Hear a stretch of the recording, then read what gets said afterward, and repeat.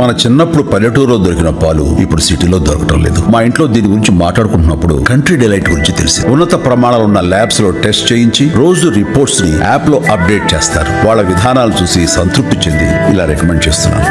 ఇప్పుడే country delight app ని download చేసుకోండి. Download the country delight app. ఇతర దేశాల అంతర్గత వ్యవహారాల్లో తలదూర్చి జోక్యం చేసుకునే అమెరికా తాజాగా ఒక ప్రకటన చేసింది సార్. ఆ దేశ నూతన అధ్యక్షుడు ట్రంప్ గాజా స్ట్రిప్ని స్వాధీనం చేసుకుంటాం, అక్కడ అభివృద్ధి చేస్తాము అని చెప్పి ప్రకటించారు.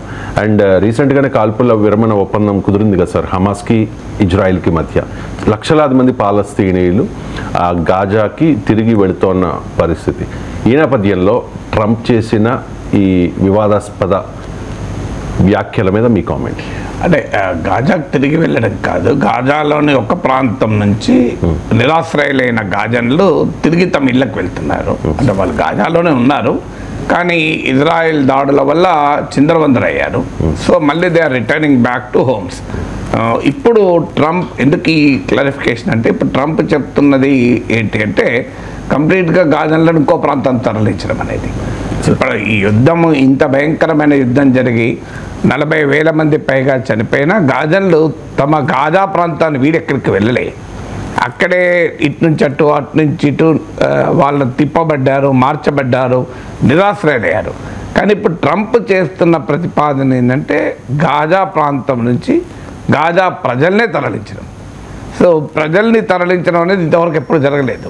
గాజా ప్రాంతం నుంచి పాలస్తీనా ప్రాంతాల నుంచి పాలస్తీనీయులను తరిమి కొట్టడం, వాళ్ళు జోర్డాన్లోను ఈజిప్ట్లోను ఇతర చోట్ల నిరాశ్రయులుగా ఆల్రెడీ ఉన్నారు. ఇప్పుడు మిగిలిన వారు ఎక్కడున్నారంటే వెస్ట్ బ్యాంక్, పశ్చిమ ఘట్టు అంటారు, వెస్ట్ బ్యాంక్లో ఉన్నారు. అక్కడ పాలస్తీనియన్ అథారిటీ నాయకత్వంలో ప్రభుత్వం ఉంది. ఇక ఈ గాజా ప్రాంతంలో ఉన్నారు. చాలా చిన్న ప్రాంతం అది. ఈ గాజా ప్రాంతంలో హమాస్ ఇప్పటిదాకా అధికారంలో ఉంది. ఇక మిగిలిన పాలస్తీనా ప్రజలు తునీషియాలో, ముందు తునీషియా లెబనాన్ తరిమివేయబడ్డారు, అక్కడి నుంచి తునీషియాకి వెళ్ళారు, జోర్డన్లో ఉన్నారు, ఈజిప్ట్లో ఉన్నారు. ఇప్పుడు ఒక జోర్డన్లోనే సుమారు 30 లక్షల మంది పాలస్తీనా ప్రజలు ఉన్నారు.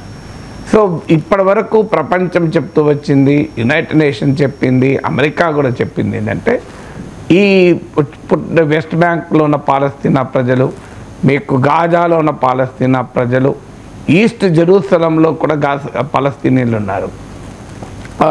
అది వర్చువల్లీ ఇజ్రాయెల్ కంట్రోల్లో ఉంది.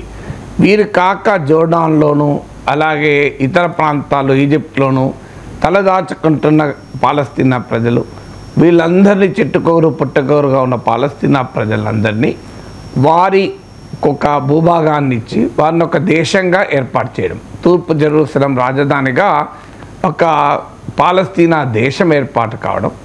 ఆల్రెడీ యూదులకు ఇజ్రాయెల్ దేశం ఉంది, అరబులకు పాలస్తీనా దేశం ఉంటుంది. ఇది యునైటెడ్ నేషన్ చెప్తున్న 2 స్టేట్ సొల్యూషన్, అంటే 2 దేశాల పరిష్కారం.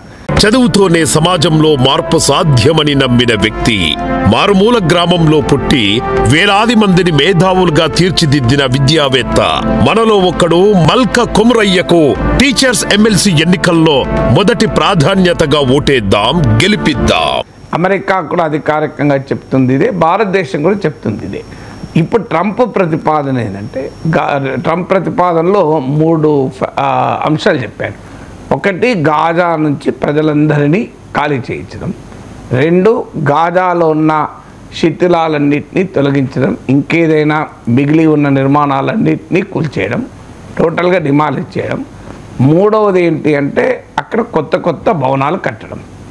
ఈ 3 ప్రపోజల్ చేస్తున్నాడు. ఇది ఎట్లా మీకు కరెక్ట్గా, ట్రంప్ అనేది రియల్ ఎస్టేట్ వ్యాపారి. ట్రంప్ టవర్స్ అని చెప్పి అంతటా ఉంటుంది. భారతదేశంలో కూడా చాలా చోట్ల ట్రంప్ టవర్స్ ఉన్నాయి. సో సరిగ్గా అమెరికా ప్రెసిడెంట్ లాగా మాట్లాడుతున్నాడు, రియల్ ఎస్టేట్ అతనిలాగా మాట్లాడుతున్నాడు. అలా వాడిన పదం కూడా లెవలింగ్ చేస్తాం.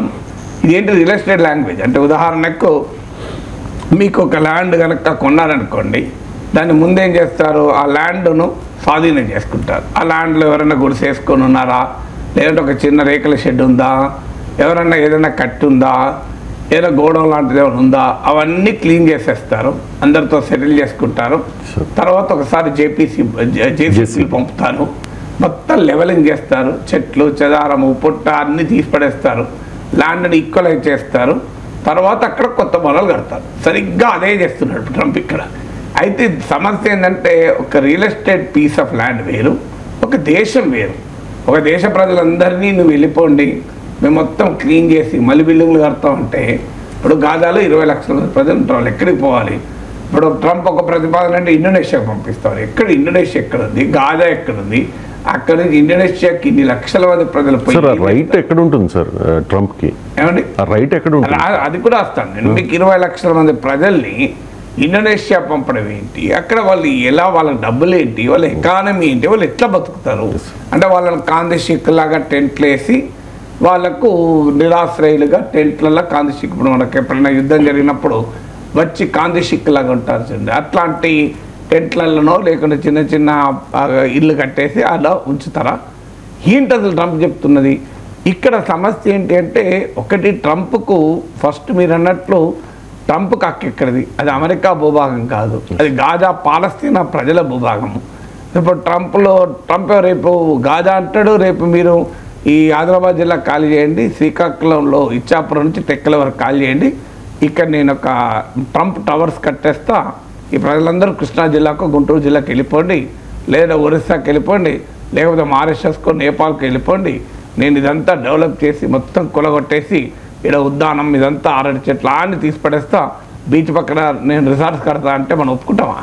సింపుల్. ఇచ్చాపురం నుంచి టెక్కల దాకా చాలా బ్యూటిఫుల్గా ఉంటుంది. భీమిలి ఇక్కడ వరకు ఉన్నాయి మొత్తం. భీమిలి అంటే డెవలప్ అయింది, అటువైపు డెవలప్ కాలే, నేను ఇక్కడ ఒక 5-6 బీచ్లు కడతా, బ్రహ్మాండ డెవలప్ చేస్తాం, మీరంతా వెళ్ళిపోండి అంటే మనం ఎట్లా రియాక్ట్ అవుతుందని చెప్పండి.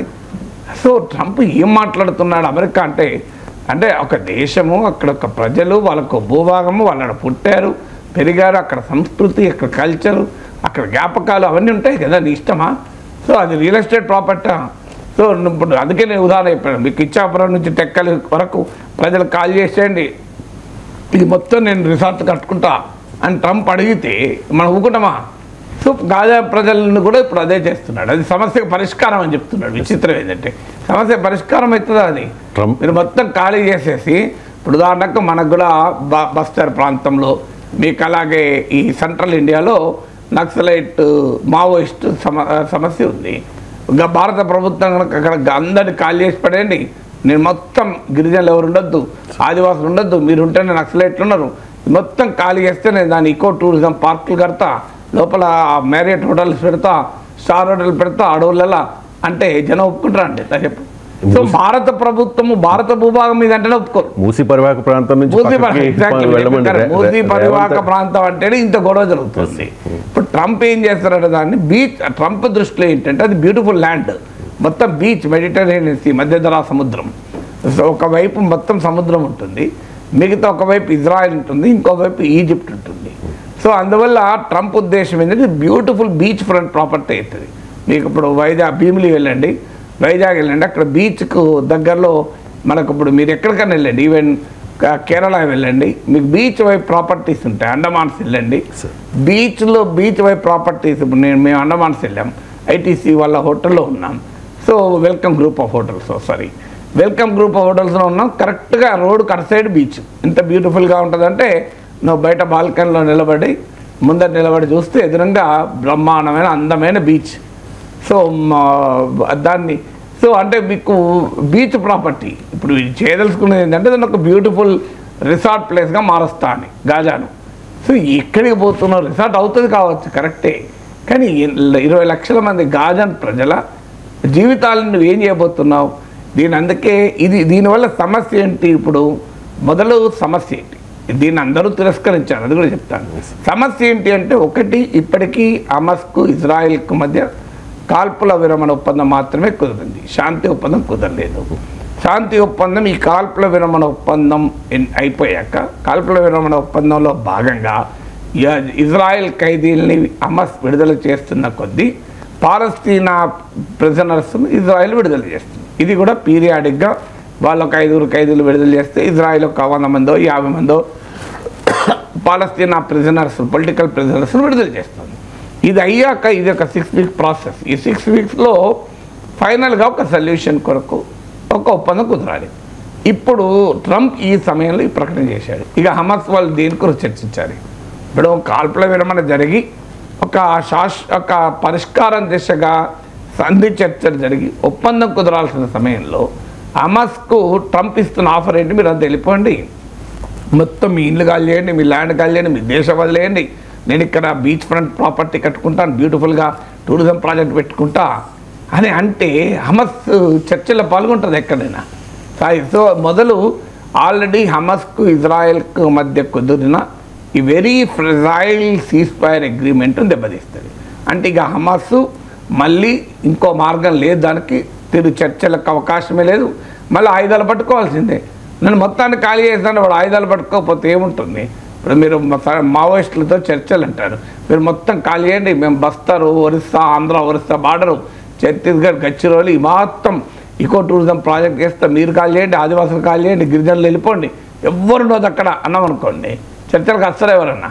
ఇది మన దేశంలో మన ప్రజలతో మాట్లాడడానికి ఒప్పుకోరు. అలాంటిది అమెరికా ఎవరి మధ్యలో గాజా ప్రజలకు చెప్తే ఇప్పుడు ఖచ్చితంగా హమాస్ ఇజ్రాయెల్తో చర్చలు ఆపేస్తుంది. దీంతో హమాస్ ఇజ్రాయెల్ ఒప్పందం సాధ్యం కాదు, మొదటి సమస్య. రెండవది అరబ్ ఇజ్రాయెల్ నార్మలైజేషన్ ప్రాసెస్. వాస్తవంగా హమాస్ దాడికి ముందు Saudi Arabia Israel normalization talks మొదలుపెట్టాయి. అంటే మీకు అమెరికా ఒత్తిడి మేరకు, జోక్యం మేరకు అనేక అరబ్ దేశాలు ఇజ్రాయెల్తో శాంతి ఒప్పందాలు కుదుర్చుకున్నాయి. క్యాంప్ డేవిడ్ అగ్రిమెంట్ అని, అబ్రహాం అకార్డ్ అని. ఇందులో భాగంగా Egypt, మొరాక్కో, Bahrain, United Arab Emirates ఇలా కొన్ని దేశాలు ఆల్రెడీ ఇజ్రాయెల్తో ఒప్పందాలు చేసుకున్నాయి. ఇక కీలకమైన అరబ్ దేశము ఒప్పందం చేసుకున్న దేశం సౌదీ అరేబియా. ఇరాన్ ఎలాగూ అసలు చేసుకునే ప్రసక్తి లేదంటున్నాయి, ఎందుకంటే ఇరాన్ అమెరికా మిత్ర దేశం కాదు కనుక, అమెరికా ఒత్తిడి ఆ దేశం పైన పెట్టలేదు కనుక వాళ్ళు చేసుకోలేదు. సౌదీ అరేబియాకు ఇజ్రాయెల్కు మధ్య నార్మలైజేషన్ టాక్ జరుగుతున్న సమయంలో ఈ పాలస్తీన్ హమాస్ వాళ్ళు అటాక్ చేశారు. నేను హమాస్ పైన అటాక్ పైన మొదట్లో విశ్లేషించినప్పుడు క్లియర్గా చెప్పాను. వన్ ఆఫ్ ద ఆబ్జెక్టివ్స్ ఏంటి హమాస్ అటాక్ చేయడానికి, సౌదీ ఇజ్రాయెల్ మధ్య పాలస్తీనా సమస్యను పక్కకు పెట్టి సౌదీ అరేబియా ఇజ్రాయెల్ కనుక ఒప్పందం కుదుర్చుకుంటే పాలస్తీనా సమస్య శాశ్వతంగా వెనక్కిపోతుంది. ఇది హమాస్ అంగీకరించలేదు. అది ఒక ముఖ్య కారణం దాడికి. అన్నట్లే ఒక్కసారి దాడి జరిగింది, హమాస్ దాడి చేశారు, తర్వాత ఇజ్రాయెల్ యుద్ధం ప్రకటించింది, సౌదీ అరేబియా ఇజ్రాయెల్ మధ్య టాక్స్ ఆగిపోయాయి. హమాస్ ఏ లక్ష్యాన్ని అయితే ఎంచుకుందో ఆ లక్ష్యం నెరవేరింది. ఇప్పుడు సౌదీ అరేబియా నిన్న కూడా మొహమ్మద్ బిన్ సల్మాన్ చాలా క్లియర్గా ప్రకటన చేశారు. పాలస్తీనా దేశం ఏర్పాటు, తూర్పు జెరూసలం రాజధానిగా పాలస్తీనా దేశం ఏర్పాటు అయ్యేంత వరకు ఇజ్రాయెల్తో చర్చల ప్రసక్తే లేదు అని సౌదీ అరేబియా ప్రకటించారు. సౌదీ అరేబియా అమెరికాకు చాలా సన్నిహిత మిత్ర దేశం. ట్రంప్ ప్రెసిడెంట్ అయ్యాక ఫస్ట్ టైం మాట్లాడింది మొహమ్మద్ బిన్ సల్మాన్తోనే. అందువల్ల అరబ్ ఇజ్రాయలీ టాక్స్ ఆగిపోతాయి. అంటే వెస్ట్ ఏషియాలో శాంతి కొరకు జరిగే ప్రయత్నాలు శాశ్వతంగా ముగిస్తాయి, ఇక మూతపడతాయి.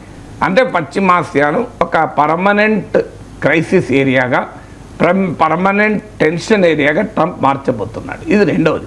మూడవది 1948 నుంచి ఇప్పటి వరకు యునైటెడ్ నేషన్ చెప్తున్నది ఏంటి, అయ్యా ఇక దీనికి శాశ్వత పరిష్కారం ఒకటే, దీనికి శతాబ్దాల చరిత్ర ఉంది. పాలస్తీనా తిరుగుబాటుకు, పాలస్తీనా సమస్యకు యునైటెడ్ నేషన్ చర్చించి రెండు దేశాలుగా ఏర్పాటు చేద్దాం.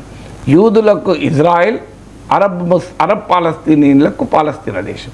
ఒకప్పుడు ఇది మొత్తం పాలస్తీనా దేశంగానే పిలిచేవాళ్ళు. కారణాలు ఏదైనా చరిత్రలోకి వెళ్తే ఇప్పుడు చాలా లాంగ్ హిస్టరీ అవుతుంది.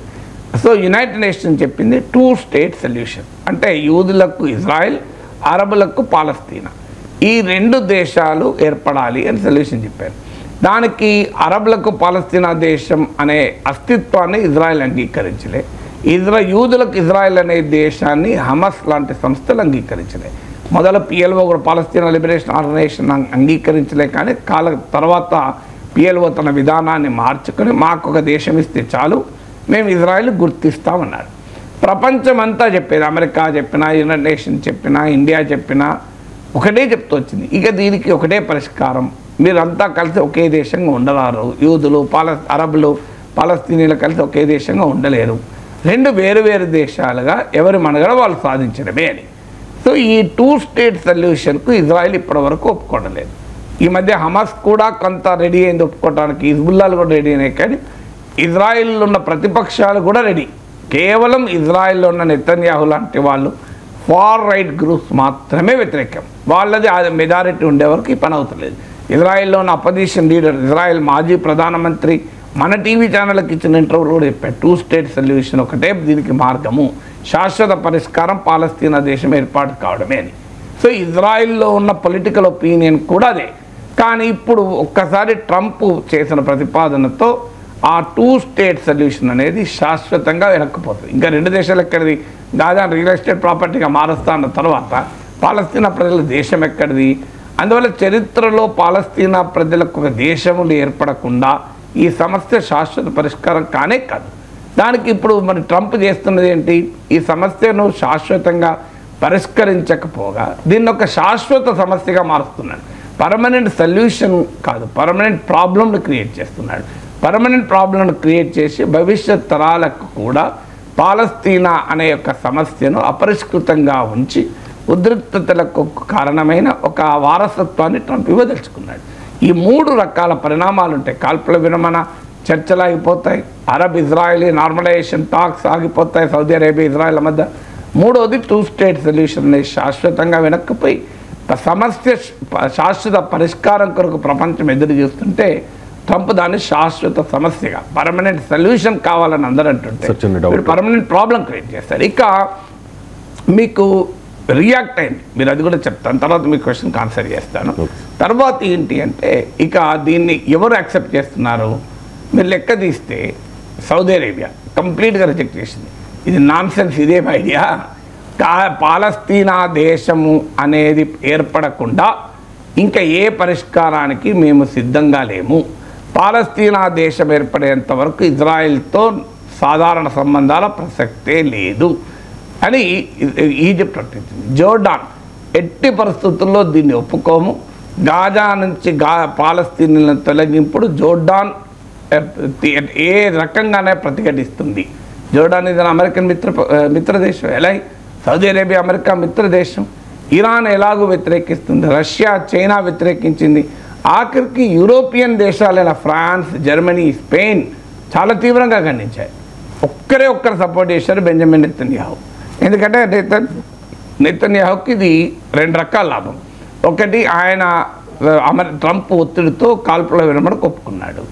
అట్లా ఆ నెతన్యాహు కూటమిలో భాగస్వాములైన అతివాద పార్టీలు ఫార్ రైట్ గ్రూప్స్ అన్నీ వ్యతిరేకిస్తున్నాయి. ట్రంప్కు లొంగిపోయినావు, అమెరికా ఒత్తిడికి తల వంచినావు, అసలు నీ యుద్ధ లక్ష్యాలు ఏం సాధించినావు, హమాస్ పోయిందా, మరి ఎందుకు ఒప్పందం కుదుర్చుకున్నావు అని నెతన్యాహును మిత్రపక్షాలు ఫుట్బాల్ ఆడుతున్నాయి. సో అందువల్ల ఇప్పుడు ఆ ఫార్ రైట్ గ్రూప్స్కు బాగా రుచిస్తుంది. గాజా నుంచి ప్రజలందరినీ తొలగిస్తా అంటే ఈ ఇజ్రాయెల్కి అంతకన్నా ఎక్కువ ఆనందం ఉంటుందా? అందువల్ల ఒక్క బెంజమిన్ నెతన్యాహు మినహా ఇంకా ఎవ్వరు కూడా ప్రపంచంలో దీన్ని నశిస్తలేదు. అందువల్ల ట్రంప్కు దేశం వేరు, రియల్ ఎస్టేట్ ప్రాపర్టీ వేరు అనే యొక్క ఇంగిత జ్ఞానం కూడా లేకపోతే, కనీసమైన వివేకం కూడా ఒక దేశాన్ని పాలించే అధ్యక్షునికి రియల్ ఎస్టేట్ ప్రాపర్టీ నేషన్ ఈ 2 ఒకటే అనుకుంటే ఇట్లా? దేశం అంటే మట్టి కాదే, దేశం అంటే మనుషులే అని మహాకవి గురజాడ అన్నది మరి ట్రాన్స్లేట్ చేస్తేనే ట్రంప్కి చెప్పాలి. సో ఏమనుకుంటున్నాడు? దేశం అంటే ఒక ల్యాండా, ఒక పీస్ ఆఫ్ ల్యాండా దేశం అంటే? దేశం అంటే ప్రజలు కదా. మొత్తం ఆ ల్యాండ్ అంతా real estate beach front property resort చేస్తా అంటే అంతకన్నా దుర్మార్గం ఇంకా ఉంటుందా? అమెరికాకు ఇజ్రాయెల్ ఫ్రెండ్లీ నేషన్ కదా సార్. సో ఇజ్రాయెల్కి ఆ ఇంట్రెస్ట్ ఉండొచ్చు, దీని వెనుక ట్రంప్కున్న ఇంట్రెస్ట్ ఏంటి? ట్రంప్కున్న ఇంట్రెస్ట్ ఇజ్రాయెల్ సపోర్ట్ చేయడమే. శాశ్వతంగా ఇజ్రాయెల్ను ఒక బలమైన వెస్ట్ ఏషియాలో తమ వ్యూహాత్మక స్ట్రాటజిక్ ఎకనామిక్ పొలిటికల్ డిప్లొమాటిక్ అన్ని రకాల ప్రయోజనాలను కాపాడే దేశం ఇజ్రాయెల్. సో అందువల్ల ఇజ్రాయెల్ను బలోపేతమైన దేశంగా చేయడం. సో పాలస్తీనీలను అక్కడి నుంచి ఖాళీ చేస్తే ఇజ్రాయెల్కి తిరిగే ఉండదు కదా. ఇప్పటిదాకా పాలస్తీనా ప్రజలు 60 దశాబ్దాలుగా అంత మాతృదేశం కొరకు పోరాడుతున్నారు.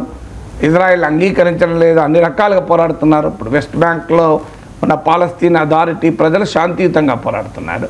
ఇక్కడ గాజాలో హమాస్ లాంటి సంస్థలు ఆ సాయుధంగా కూడా పోరాడుతున్నారు. సో ఈ మిగతా అరబ్ దేశాలు పోరాడుతున్నాయి. సో మీకు లెబనాన్లో హిజ్బుల్లా పోరాడుతుంది. సో అందువల్ల ఇక ఇజ్రాయిల్కు హెడేక్ లేకుండా పోతుంది కదా. ఇజ్రాయిల్ కోరుకునేది ఏంటి? ఇజ్రాయిల్ ఒక బలమైన ఇజ్రాయిల్ని సృష్టించడం అనేది అమెరికా లక్ష్యం. సో అమెరికా లక్ష్యము ఇజ్రాయెల్ గనక ఇజ్రాయెల్కి అనుకూలమైన పరిష్కారాన్ని ఇజ్రాయెల్ ఈవెన్ బెంజమిన్ నెతన్యాహు కూడా అడగలేదు, అంత ధైర్యం చేయలేదు.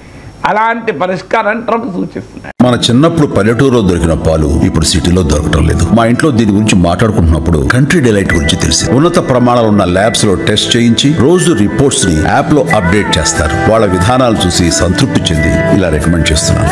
ఇప్పుడే కంట్రీ డిలైట్ యాప్ ని డౌన్లోడ్ చేసుకోండి. Download the country delight app. Delhi ఎన్నికలు ముగిశాయి, ఎగ్జిట్ పోల్స్ వచ్చేసాయి. ఎగ్జిట్ పోల్స్ ప్రధాన సంస్థల సర్వే ఎలా ఉంది అనేది ఒకసారి ప్రేక్షకుల కోసం చెప్తాను. మెజారిటీ ఎగ్జిట్ పోల్స్ చెప్తూ ఉన్నాయి భారతీయ జనతా పార్టీదే ఢిల్లీలో విజయం అని చెప్పి. 27 ఇయర్స్ అవుతోంది భారతీయ జనతా పార్టీ అక్కడ అధికారంలోకి వచ్చి. సో 27 ఇయర్స్ తర్వాత ఈ కళ నెరవేరబోతోంది అనేది మెజారిటీ ఎగ్జిట్ పోల్ సంస్థల సర్వే ఫలితం. సో చూద్దాం ఎగ్జాక్ట్ పోల్స్ అవుతాయా లేదా అనేది. ఒకసారి ఎగ్జిట్ పోల్స్ చెప్తాను. పీపుల్స్ పల్స్ ఆమ్ ఆద్మీ పార్టీకి 10 నుంచి 19 స్థానాలు ఇచ్చింది. అలాగే భారతీయ జనతా పార్టీకి 51 నుంచి 60 స్థానాలు. పోల్ డైరీ 18 నుంచి 25 ఆప్కి, 42 నుంచి 50 బీజేపీకి. పీపుల్స్ ఇన్సైట్ 25 నుంచి 29 ఆప్కి, 40 నుంచి 44 భారతీయ జనతా పార్టీకి. పీ మార్క్ 21 నుంచి 31 ఆప్కి, 39 నుంచి 49 భారతీయ జనతా పార్టీకి. టైమ్స్ నౌ భారతీయ జనతా పార్టీకే మొగ్గు చూపుతోంది. జేవీసీ భారతీయ జనతా పార్టీ వైపే మొగ్గు చూపుతోంది. చాణక్య స్ట్రాటజీస్ 25 to 28 ఆప్కి ఇస్తూ ఉంటే 39 to 44 భారతీయ జనతా పార్టీకి ఇస్తున్న పరిస్థితి. ఇలా తెలుగు రాష్ట్రాల్లో చాలా ఫేమస్ అయిన కేకే సర్వే కాస్త డిఫరెంట్గా ఉంది. 44 ఆప్కి ఇచ్చారు, 26 మాత్రమే భారతీయ జనతా పార్టీకి ఇచ్చిన పరిస్థితి. సో అన్ని ఈ పోల్ సర్వే ప్రకారం ఉనికి కోసం కాంగ్రెస్ పార్టీ ఆరాటపడుతోంది. జస్ట్ 1-2 స్థానాల్లో మాత్రమే గెలిచే అవకాశాన్ని సూచిస్తున్న పరిస్థితి. సరే, ఈ ఎగ్జిట్ పోల్స్ మీద మీకు అంటే ఫస్ట్ ఇవన్నీ మన చాలా సంస్థల పేర్లు కూడా ఇట్లా దొరకు అందువల్ల ఇప్పుడు ఈ ఇందులో కొత్త పేర్లు మీకు వి ప్రిసైడ్ అని ఒకటి కూడా ఆప్కు మెజారిటీ వస్తుందని చెప్పారు. సో ఇలా సో అందువల్ల ఒకటి ఈ సంస్థలు ఎంత శాంపుల్ ఏ రకంగా సైంటిఫిక్గా స్టడీ చేశారు లేదు. ఏదైనా ఇందులో ఇప్పుడు నాగేశ్వర సర్వే కూడా చెప్పచ్చు. ఏదో ఒక ఛాలెంజ్ తీసుకొని ఒక వైల్డ్ గెస్ 43 ఆప్కు, 27 బీజేపీకి అని చెప్పి అనుకో నేను. అదే నిజమవుతుంది, నిజమైంది అనుకోండి. అరే నాగేశ్వర్ ఎంత, ఎందుకంటే తెలంగాణ చెప్పాను కదా, తెలంగాణకు ఎగ్జాక్ట్గా చెప్పాను, వెరీ యాక్యురేట్గా. సో 100 ఈవెన్ 65 అన్నాను, కరెక్ట్గా 65 వచ్చాయి. మీకు సిపిఐ కూడా కలుపుకుంటే మీకు 65 వచ్చాయి. నేను ఎందుకంటే సిపిఐ కాంగ్రెస్ మిత్రపక్షంగా పోటీ చేసిన కలుపుకోవాల్సిందే కదా. మరి నేను ఏ సర్వే చేయలే, నేను ఎక్కడా సర్వే చేయలేదు కూడా చెప్పాను. చాలా అక్యురేట్గా 65 చెప్పాను. అసలు ఎవరు చెప్పలేదు. చదువుతోనే సమాజంలో మార్పు సాధ్యమని నమ్మిన వ్యక్తి, మారుమూల గ్రామంలో పుట్టి వేలాది మందిని మేధావులుగా తీర్చిదిద్దిన విద్యావేత్త, మనలో ఒక్కడు మల్క కుమరయ్యకు టీచర్స్ ఎమ్మెల్సీ ఎన్నికల్లో మొదటి ప్రాధాన్యతగా ఓటేద్దాం, గెలిపిద్దాం. అంటే ఇప్పుడు చెప్పినట్టే చెప్పారా సార్? ఏ ఎగ్జిట్ పోల్స్ అంటే ఇప్పుడు చెప్పింది నేనేమి అంచనా లేకుండా చెప్పాను, కానీ అదేమో అంచనాతో చెప్పాను. అంచనా అంటే రాజకీయ పరిస్థితుల్ని గ్రౌండ్ లెవెల్గా వస్తున్న ఫీడ్బ్యాక్ను బేస్ చేసుకొని చెప్పాను. అది కూడా సైంటిఫిక్ ఏం కాదు, there is an opinion, not a survey. సర్వేకు ఒపీనియన్కు తేడా ఉంది. తెలంగాణకు 65 వస్తాయని చెప్పింది కూడా కొన్ని డేటా పాయింట్స్ ఆధారంగా వచ్చిన ఒపీనియన్. అది ఒపీనియన్ ఈజ్ నాట్ సర్వే. సర్వేలో ఒపీనియన్ ఏమి ఉండదు. ప్రజలను అడుగుతావు, వాళ్ళు ఏం చెప్పినో చెప్తావు. సో అలాంటి దాన్ని సర్వే అంటారు. అందువల్ల ఇప్పుడు ఒకటి ఇందులో ఎన్ని సంస్థలు క్రెడిబుల్ కాదో తెలియదు. ఇప్పుడు already Kapil Chanakya, axis my India ఈ రెండు ఇవాళ చెప్తారన్నారు, ఇవాళ ఈవినింగ్ ప్రకటిస్తారన్నారు. ఎందుకంటే ఆ డేటా వాళ్ళు మళ్ళీ ఒకసారి పోస్ట్ పోల్ సర్వే కూడా చేసుకొని మేము చెప్తామన్నారు. ఇది మొదటి ఫ్యాక్టర్. అంటే ఆల్రెడీ ఈ సంస్థల్లో ఎంత మేరకు వీళ్ళెవరు, మా శాంపుల్ ఎంత, అది ఎంత సైంటిఫిక్గా కలెక్ట్ చేశావు, సో ఆ గతంలో తాము చేసిన సర్వేలు ఎగ్జిట్ పోల్స్ ఏవి కరెక్ట్ అయినాయి, ఏవి కరెక్ట్ కాలేదు, ఈ డేటా లేదు మనకు. ఇది మొదటిగా. వాటి హిస్టరీ ఏంటి, వాటి గత ఎర్లియర్ ప్రిడిక్షన్ ఎంత మేరకు కరెక్ట్ అయింది, ఇది ఈ డేటా లేదు. నెంబర్ 1. నెంబర్ 2 ఏంటి అంటే ఈ సర్వే ఈ ఎగ్జిట్ పోల్ సంస్థలు ఇటీవల కాలంలో సీరియస్ క్రెడిబిలిటీ క్రైసిస్ ఎదుర్కొన్నాయి. ముఖ్యంగా 2024 లోక్సభ ఎలక్షన్స్ ఎగ్జిట్ పోల్స్ను కంప్లీట్గా వాటి విశ్వసనీయతను దెబ్బతీశాయి. ఎందుకంటే కొన్ని ఎగ్జిట్ పోల్స్ అయితే 400 దాకా ఇచ్చాయి బీజేపీకి, మామూలుగా ఇవ్వలే. 400 అసలు ఎవరు కూడా 240 అని చెప్పలేరు. ఒక్క ఎగ్జిట్ పోల్స్ యోగేంద్ర యాదవ్ ఒక రాజకీయ విశ్లేషకుడు మాత్రమే ఆయన 240 అరౌండ్ వస్తాయన్నారు. కరెక్ట్గా 240. ఆయన కూడా చెప్పాడు నేనేం సర్వే చేయలేను, నేను తెలంగాణ చెప్పినట్టే ఆయన దేశం గురించి చెప్పాడు. ఆయన ఒక్కదే కరెక్ట్ అయింది. 100 కోట్లు ఖర్చు పెట్టిన సర్వే సంస్థలు ఎవరు కరెక్ట్ కాలే. మళ్ళీ ఆయన కూడా హర్యానా ఎలక్షన్స్కి వచ్చారు, రాంగ్ అయ్యాడు.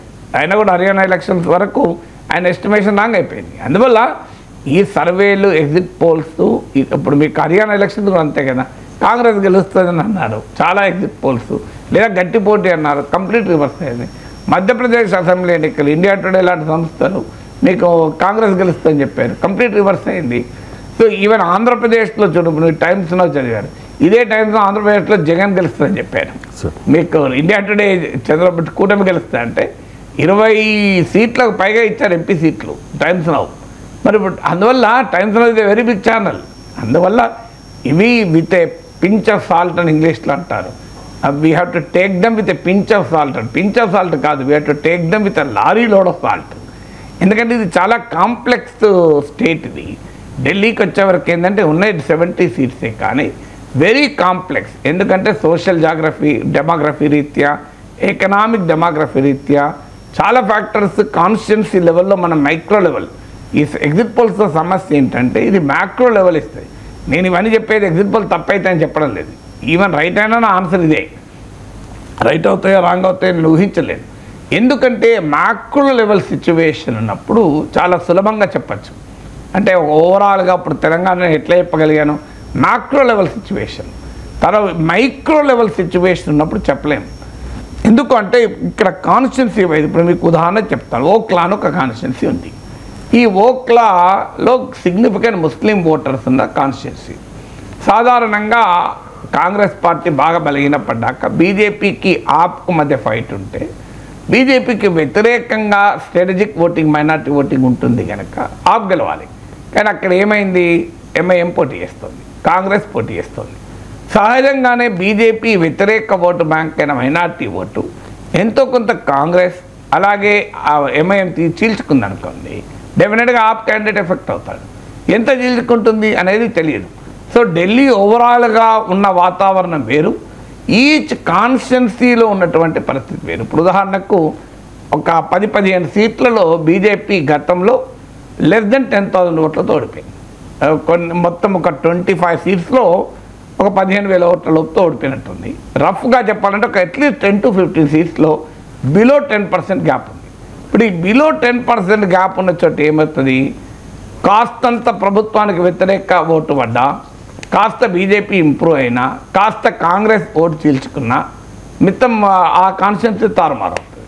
ఓవరాల్గా కాంగ్రెస్కి ఎంత ఓట్లు వచ్చాయని ముఖ్యం కాదు, కాన్స్టిట్యున్సీలు ఎన్ని ఓట్లు వచ్చాయని ముఖ్యమవుతుంది. ఇప్పుడు ఓవరాల్గా కూడా కాంగ్రెస్ పార్టీ ఓటింగ్ పెరుగుతుంది అంటున్నారు. ఇదో లాస్ట్ ఎలక్షన్లో 4.63% వచ్చింది. ఈసారి కాస్త పెరుగుతుంది అని అంటున్నారు. పెరిగితే అది ఏ కాన్స్టిట్యున్సీలో పెరిగింది, ఢిల్లీ మొత్తం పెరిగితే ఆప్కేం కాదు, ఢిల్లీ మొత్తం పెరిగితే డిస్ట్రిబ్యూట్ అయిపోతుంది కనుక ఆప్కేం కాదు. కానీ సరిగ్గా ఒక 20 సీట్లలో పెరిగింది అనుకోండి, ఈ కంప్లీట్ కొలాప్స్ అయిపోతుంది, ఆప్కి ఎఫెక్ట్ అవుతుంది. అందువల్ల ఇలా కాన్స్టిట్యున్సీ వైజ్ బీజేపీకి ఏంటంటే మొదటి నుంచి కూడా ఓడిపోయిన సమయంలో కూడా 30 to 33% ఉంది. సో అందువల్ల కాస్తంత ఆమ్ ఆద్మీ పార్టీకి 50% ఎబో ఉంది. మీకు 62 సీట్లు ఆపుకుంటే 8 సీట్లు బీజేపీకి ఉన్నాయి. ఆపు ఎంత తగ్గినా స్టిల్ ఇంకా అధికారం వచ్చే అవకాశం ఉంది. అంటే ఎమ్మెల్యే సీట్లు తగ్గి మెజార్టీ తగ్గి అవకాశం ఉంది. అన్లెస్ ఆంధ్రప్రదేశ్లో మనం జగన్మోహన్ రెడ్డికి వ్యతిరేకంగా చూసినటువంటి ఒక బలమైన వేవ్, మీరు ఆంధ్రప్రదేశ్లో కూడా ఇదే ఛాలెంజ్ వచ్చింది, టఫ్ ఫైట్ ఎందుకన్నారు అందరూ. కారణం ఏంటి అంటే 151 సీట్లలో జగన్మోహన్ రెడ్డి కూర్చుని ఉన్నాడు, 50% ఓట్లతో కూర్చుని ఉన్నాడు. అక్కడి నుంచి దించాలి. తెలుగుదేశం పార్టీ 23 సీట్ల దగ్గర ఉంది, ఇక్కడ నుంచి పెంచాలి. 40% ఓటింగ్లో ఉంది, 10% గ్యాప్ ఉంది ఓటింగ్లో.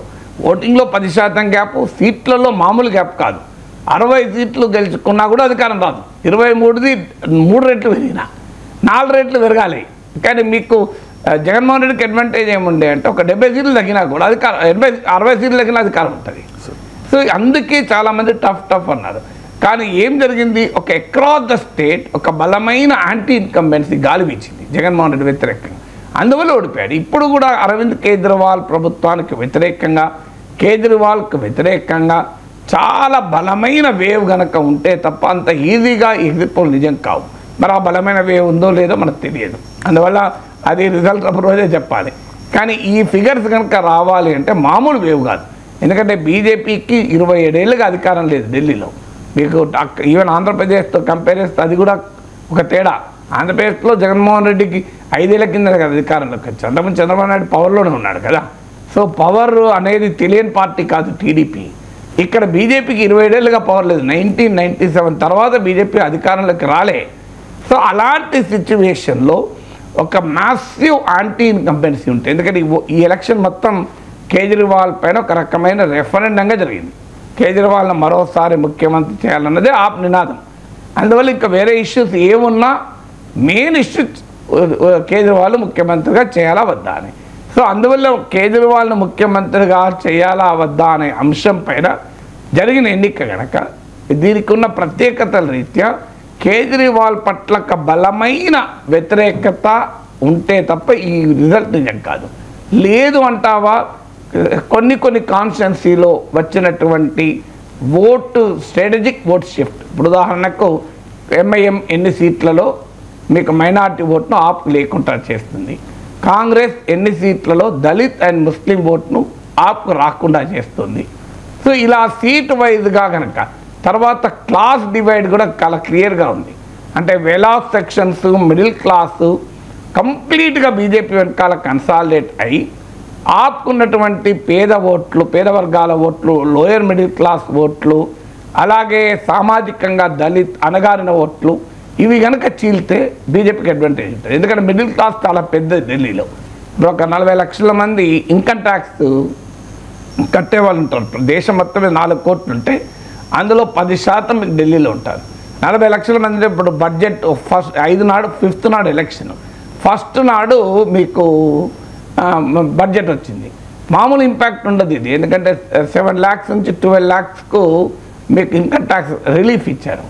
సో అందువల్ల దీని ప్రభావం ఏంది. అలాగే 8వ వేతన సంఘం కేంద్ర ప్రభుత్వ ఉద్యోగులకు ఈ ఢిల్లీ ఎలక్షన్ క్యాంపెయిన్ స్టార్ట్ అయినాక చేశారు. బీజేపీ చేసిన 3 పాయింట్స్ ఏంటంటే ఆ 3 కూడా ఎలక్షన్ కోడ్ ఆఫ్ కండక్ట్కు ఇబ్బంది కాకుండానే ఎలక్షన్ కోడ్ ఆఫ్ కండక్ట్ ఆపలేని ఢిల్లీ ఓటర్ల పైన బలమైన ముద్ర వేసి 3 పనులు చేశారు. ఒకటి 8th పే కమిషన్ ప్రకటించారు. ఇది ఢిల్లీ కోసం ప్రకటించామా, దేశం మొత్తానికి కదా, అందువల్ల ఎలక్షన్ కోడ్ ఎట్లా వస్తుంది అని అంటారు. 2 బడ్జెట్లో ఇన్కమ్ ట్యాక్స్ రిలీఫ్ ఇచ్చారు మ్యాసివ్గా. 3వది సరిగ్గా త్రివేణి సంగమంలో మోడీ మహాకుంభ్లో స్నానం ఎప్పుడు చేశాడు, నిన్న చేశాడు. పోలింగ్ జరుగుతున్న సమయంలో చేశాడు. అండ్ మీడియా కవరేజ్ కూడా దాదాపు మామూలు కవరేజ్ కాదు, కంటిన్యూస్ రోజంతా వేరేది ఏమీ లేదు. ఎందుకంటే మోడీ స్నానం చేసి రుద్రాక్షలు వేసుకొని మాలేసుకొని కాషాయ బట్టలు వేసుకొని, ఇది కొత్త కాదు మోడీ. మీకు కర్ణాటకలో ఎన్నికలు జరిగితే లండన్లో బసవేశ్వరుని విగ్రహానికి పూలదండ వేస్తుంటాడు మోడీ. లేదు ఇంకో రాష్ట్రంలో ఎన్నికలు జరిగితే నేపాల్లో పశుపతినాథ్ టెంపుల్ నుంచి రుద్రాక్షలు వేసుకొని కాషాయ బట్టలు ధరించి బయటికి వస్తారు. ఎలక్షన్ రోజు ముందు రోజు ఒక గుహలోకి వెళ్ళి నేను ధ్యానం చేసుకుంటున్నాను అంటాడు. ఆ రోజంతా టీవీలు మోడీ తపస్సు చేస్తున్నాడు, గుహలోకి వెళ్ళి ధ్యానం చేస్తున్నాడని. సో మీకు యాక్సిడెంటల్గా అనొచ్చు ఎవరైనా, ఆయన టైం దొరికింది అప్పుడే వెళ్ళాడని. టైం కరెక్ట్గా పోలింగ్ రోజు దొరుకుతుందా? ఆ రోజే మౌని అమావాస్య కాదు, ఆ రోజే వసంత పంచమి కాదు, ప్రత్యేకంగా ఆ రోజు ఏది యునిక్నెస్ లేదు. అందువల్ల 5వ తారీఖు రోజు ఎందుకు వెళ్ళాడు? పోలింగ్ రోజు హాలిడే, అందరూ టీవీలో ముందుంటారు. ఢిల్లీలో ఉన్నదల్లా మిడిల్ క్లాస్ వాళ్ళు రోజు టీవీ చూస్తుంటే ఎలక్షన్ డే కదా, పోలింగ్ ఎట్లా జరుగుతుంది, ఏమైనా గొడవలు అవుతున్నాయి ఏమవుతుందో చూస్తారు కదా. చూస్తున్నప్పుడల్లా మోడీ కనబడుతుంటాడు. సో అంటే హిందూ ఓటర్ను అట్రాక్ట్ చేయడానికి చూడండి మన ప్రైమ్ మినిస్టరు, చూడు మన మతాన్ని మన ధర్మాన్ని ఎంత కాపాడుతున్నాడని. సో అనేది క్లియర్. 5 నాడు పోవాలి, 7 నాడు పోవచ్చు, ఇంక 26 తారీఖు దాకా నడుస్తుంది కదా. ఇవాళ ఏం కొత్త కాదు కదా, 26th వరకు ఉంది మహక్కం. పర్టికులర్గా పోలింగ్ డే రోజు ఎందుకు వెళ్ళాడు? కౌంటింగ్ డే రోజు వెళ్ళొచ్చు కదా. వీటన్నిటికి అతీతంగా గెలుపు ఓటములతో సంబంధం లేదు. ఇవన్నీ ఇహపరమైనటువంటి కోరికలకు దూరంగా ఆధ్యాత్మికమైనటువంటి చింతనతో జయాపజయాలకు నిమిత్తం లేకుండా ఆ రోజు వెళ్ళడం కొన్ని 8వ తారీఖు నిజంగా పరిత్యాగం ఏమున్నది అంతా ఈ ప్రపంచం అని. కానీ పోలింగ్ డే రోజు వెళ్ళడం ఎట్లా వస్తుంది? కౌంటింగ్ డే రోజు వెళ్ళాడంటే చూడండి, మోడీకి కోరికలే లేవు, మోడీ అతీతుడు ఈ గెలుపు ఓటములకు. చూడు, ఆయన దేశమంతా రాజకీయంగా ఉత్కంఠ ఉండి ఢిల్లీలో ఎవరు గెలుస్తారని చూస్తుంటే ప్రైమ్ మినిస్టర్ వీటన్నిటికి అతీతంగా త్రివేణి సంగమానికి వెళ్ళాడు చూడండి అని మనం అనుకోవచ్చు. కానీ పోలింగ్ డే రోజు వెళ్ళడం అనేది అది ఇహపర దేని కొరకు అనే క్వశ్చన్ అయితే వస్తుంది కదా. ఇవన్నీ బీజేపీ చేసింది కనుక ఒక పవర్ఫుల్ యాంటీ ఇన్కంబెన్సీ కనుక ఈ 3 ఉన్నా కూడా లాభం లేదు. మళ్ళీ పవర్ఫుల్ యాంటీ ఇన్కంబెన్సీ కేజ్రీవాల్కు వ్యతిరేకంగా ఉంటే ఎగ్జిట్ పోల్ నిజమవుతుంది. ఉన్నదా లేదా అనేది మనకు రిజల్ట్స్ వస్తుంది తప్ప చెప్పలేము. మన చిన్నప్పుడు పల్లెటూరులో దొరికిన పాలు ఇప్పుడు సిటీలో దొరకటం లేదు. మా ఇంట్లో దీని గురించి మాట్లాడుకుంటున్నప్పుడు కంట్రీ డిలైట్ గురించి తెలిసి ఉన్నత ప్రమాణాలు ఉన్న ల్యాబ్స్ లో టెస్ట్ చేయించి రోజు రిపోర్ట్స్ ని యాప్ లో అప్డేట్ చేస్తారు. వాళ్ళ విధానాలు చూసి సంతృప్తి చెంది ఇలా రికమెండ్ చేస్తున్నాను. ఇప్పుడే కంట్రీ డిలైట్ యాప్ ని డౌన్లోడ్ చేసుకోండి. Download the country delight app now. ప్రజలే నా బలం, పార్టీ క్యాడర్ నా బలగం అంటూ ఉన్నారు సార్ జగన్మోహన్ రెడ్డి. పార్టీ కార్యకర్తలు ముఖ్య నాయకుల సమావేశంలో ఈ కామెంట్స్ చేశారు. 30 ఏళ్ల పాటు మళ్ళీ మనం అధికారంలోకి వస్తే కంటిన్యూ అవుతామని కామెంట్ చేశారు. ఇక మీద జగన్ 2.0ను చూడబోతూ ఉన్నారు అంటూ కామెంట్ చేశారు. దాంతోపాటు ఎన్నికలు ఎప్పుడు జరిగినా కూడా వైఎస్ఆర్ కాంగ్రెస్ పార్టీ అఖండ విజయం సాధిస్తుందనే ధీమా వ్యక్తం చేశారు. ఒకసారి జగన్ బైట్. వైఎస్ఆర్ కాంగ్రెస్ పార్టీ బ్రతుకుతుంది. వైఎస్ఆర్ కాంగ్రెస్ పార్టీ ఈ రాష్ట్రాన్ని ఏలుతుంది అని కూడా సందర్భంగా చెప్తాను. మరో 30 సంవత్సరాలు ఏళ్తామని కూడా ఈ సందర్భంగా కూడా మరి గట్టిగా కూడా చెప్తాను. కాబట్టి ఎవరు కూడా వైఎస్ఆర్ కాంగ్రెస్ పార్టీకి సంబంధించిన ఏ కార్యకర్త వెంటికి కూడా పీకలేడు అని చెప్పి కూడా ఈ సందర్భంగా చెప్తాను. ఇది ప్రతి ఒక్కరూ గుర్తుపెట్టుకోండి, ఒక్కటే గుర్తుపెట్టుకోండి. ఈసారి జగనన్న 2.0 కొంచెం వేరుగా కూడా ఉంటుంది. ఈసారి జగనన్న 2.0 కార్యకర్త కోసం ఎలా పనిచేస్తుందో కూడా చూపిస్తుంది. ఇది మాత్రం నేను ఖచ్చితంగా చెప్తా ఉన్నా. ఎందుకంటే జగనన్న 1.0లో బహుశా కార్యకర్తలకి నేను అంత గొప్పగా బహుశా చేయలేకపోయి ఉండొచ్చేమో.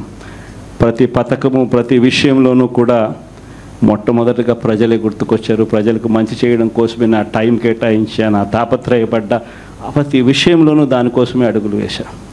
కానీ జగనన్న 2.0కి వచ్చేసరికి మాత్రం చంద్రబాబు నాయుడు కార్యకర్తలకు పెడతా ఉన్న ఇబ్బందులు చూసా, కార్యకర్తలు పడతా ఉన్న అవస్థలు చూసా, కార్యకర్తలు పడతా ఉన్న బాధను గమనించా. వీళ్ళ కోసం గట్టిగా మీ జగనన్న ఉంటాడని సందర్భంగా గట్టిగా చెప్తాను.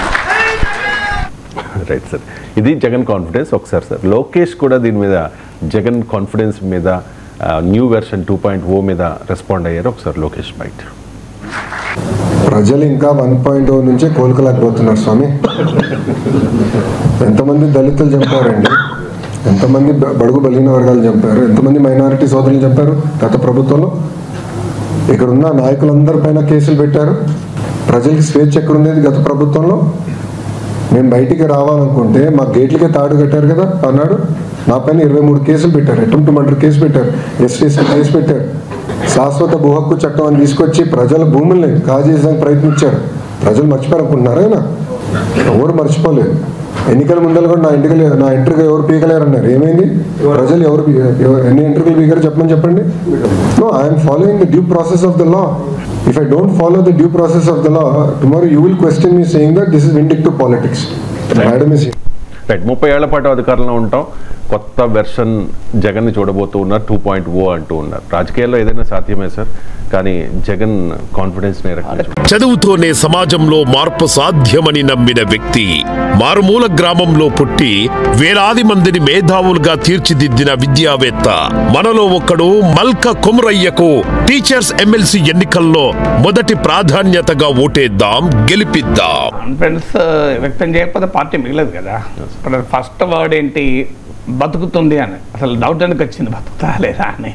సో అక్కడి నుంచి మొదలైంది బతుకుతుంది అన్నాడు. అంటే బతకదు అనే భావన జనంలోకి కార్యకర్తలకు వచ్చింది కనుక బతుకుతుంది అని క్లారిఫికేషన్ ఇవ్వాల్సి వచ్చింది. సో లేకుంటే క్లారిఫికేషన్ ఇవ్వాల్సిన అవసరమే లేదు బతుకుతుంది అని.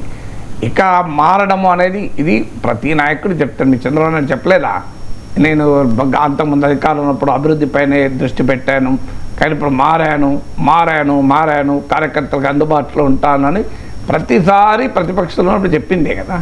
తర్వాత మళ్ళీ అధికారంలోకి వచ్చిన తర్వాత మళ్ళీ సేమ్ షరా మామూలు అయిన కదా విమర్శలని.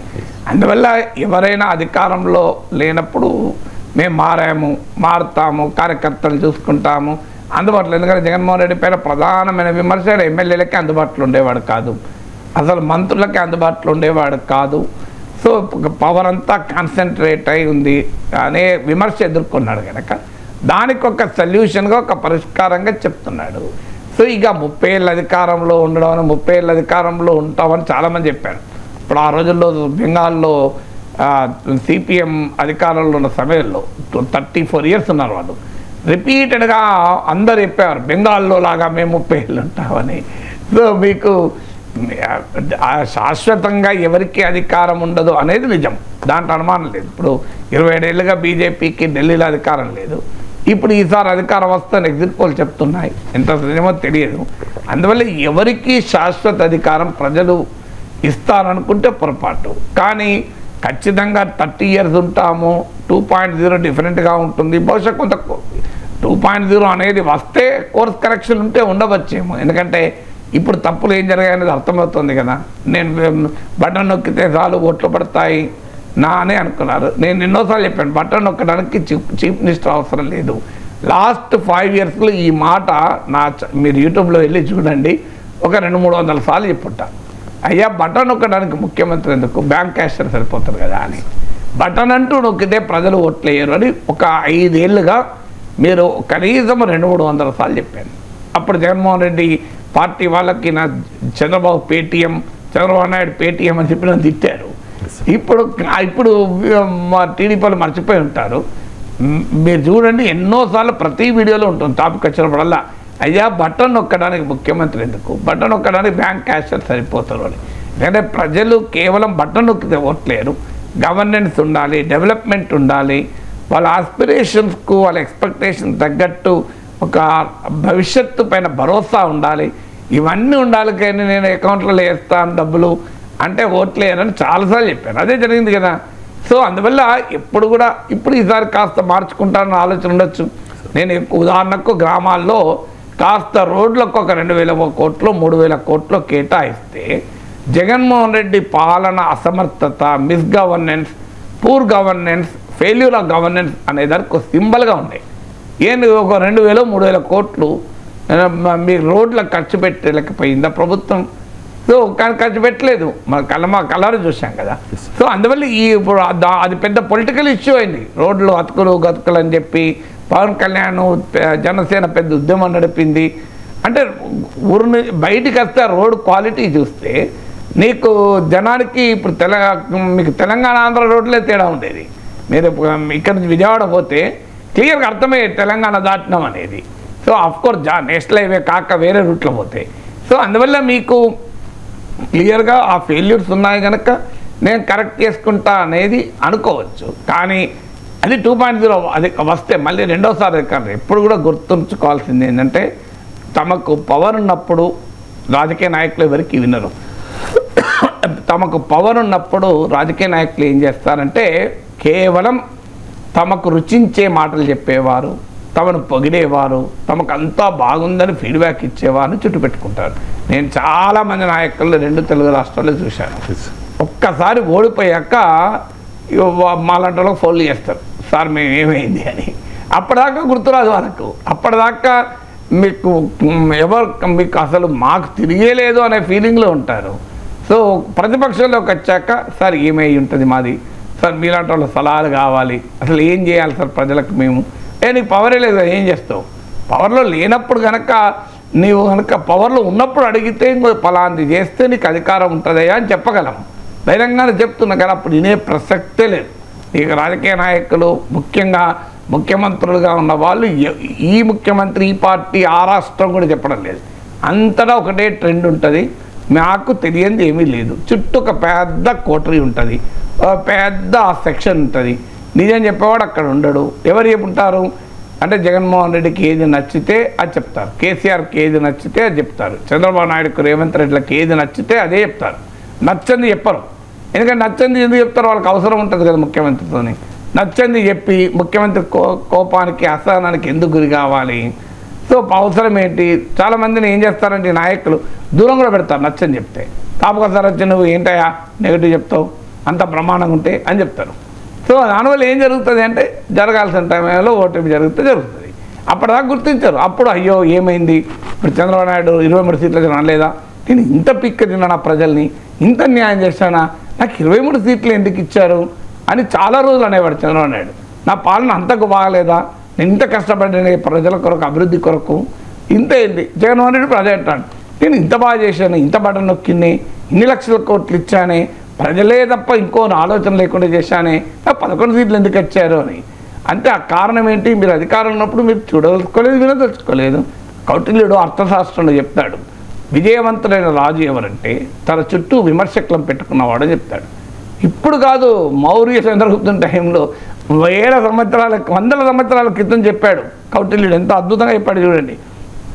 చుట్టూ విమర్శకులను పెట్టుకున్న రాజు మాత్రమే విజయం సాధిస్తాడు అన్నాడు. అది రాచరికంలో చెప్పాడు. ఇక ప్రజాస్వామ్యంలో వర్తించదా? ప్రజాస్వామ్యంలో అసలు మా నుంచి పదవులు ఆశించని మమ్మల్ని ప్రశ్నించే వారి నుంచి ఒక్క మాట వింటారా? ఇమ్మీడియట్గా ఇప్పుడు ఉదాహరణ నాలంటాడు, ఇంకో బాబు ఈ తప్పు జరుగుతుందని చెప్పారనుకోండి, మరి ఈయన తప్పు జరుగుతుందని చెప్తున్నాడు, ఈయనకేం పదవి మీద ఆశ లేదు. నేనేమి జగన్మోహన్ రెడ్డి దగ్గర పదవి తీసుకోలే, కేసీఆర్ దగ్గర తీసుకోలే, రేవంత్ రెడ్డి దగ్గర తీసుకోలే, చంద్రబాబు నాయుడు దగ్గర తీసుకోలే. మరి ఈయన ఎందుకు చెప్తున్నాడు? బహుశా ఇందులో ఏదైనా నిజం ఉండి ఉంటుంది, నేను సరి చేసుకుంటాను అనేది ఆలోచన ఉండదు. ఇమీడియట్గా వీడిని అటాక్ చేసుడు, వీడోడు ఈ జగన్ మనిషి, ఇక నన్ను తిట్టి నన్ను తిరిగితే ఏమవుతుంది? నన్ను అవుతుందా? ఇప్పుడు నన్ను తిరిగితే నా వ్యూవర్షిప్ పెరుగుతుంది, కానీ మీ ఓటింగ్ తగ్గుతుంది. ఇప్పుడు సరిగ్గా జగన్మోహన్ రెడ్డి తప్పులు చెప్పినప్పుడు మీరు పాత వీడియోలు తీసి చూడండి, కింద కామెంట్ నేను చెప్పేది కాదు, ఇది నేను ఇప్పుడేదో క్లెయిమ్ చేసుకునేది కాదు. మీరు దారుణంగా చంద్రబాబు నాయుడు పేటీఎం, చంద్రబాబు నాయుడు అకౌంట్ డబ్బులు ఎత్తాడా, ఇదంతా అటాక్ వైసీపీ వాళ్ళు అటాక్ చేశారు నన్ను. సరిగ్గా ఇప్పుడు టీడీపీ వాళ్ళు ఇదే పని చేస్తారు. అప్పుడైనా ఇప్పుడైనా మరి ఈయన ఎందుకు చెప్తున్నాడు? ఈయన చెప్పే దాంట్లో నిజముందా? ఇంకా తెలంగాణలో నయం కాస్త, ఆంధ్రాలో ఇంకా ఘోరం. మీకు తెలంగాణలో నేను కాంగ్రెస్ గెలుస్తుందన్నా నన్ను బీఆర్ఎస్ వాళ్ళు ఈయన కాంగ్రెస్ మనిషి రేవంత్ రెడ్డి పేటీఎం అనలే.